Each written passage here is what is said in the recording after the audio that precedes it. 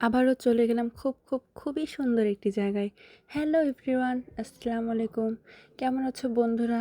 আশা করি সবাই অনেক বেশি ভালো আছো। তোমাদের ভালোবাসায় আমি অনেক বেশি ভালো আছি। এই তো মা, মেয়ে এবং তোমাদের ভাইয়া সহ অনেক সুন্দর একটি জায়গায় ঘুরতে গেলাম।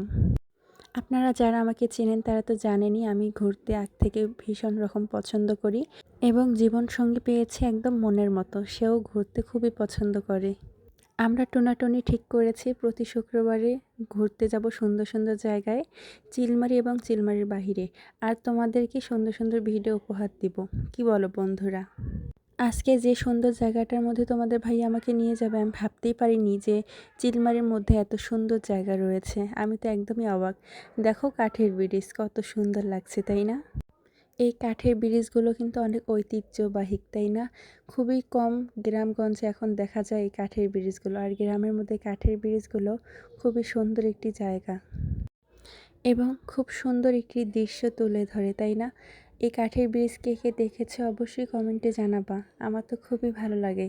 আমি বলতেছি তোমাদের ভাইয়াকে আবারও এই কাঠের ব্রিজে চলে আসবো কোনো একদিন সময় পেলে, কিন্তু শাড়ি পরে আসবো। কি বলো বন্ধুরা? ও আমি তো গল্প করতে করতে ভুলেই গিয়েছি যে এটা জায়গাটা কোথায়। বলো তো তোমরা কে কে চেনো এই জায়গাটা? চিলমারিতে এই জায়গাটা কোথায়?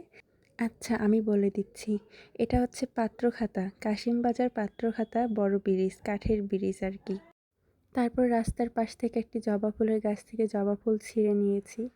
এদিকে তোমার ভাইয়াও চলে যাচ্ছে, এখন আমাদের চলে যাওয়ার পালা।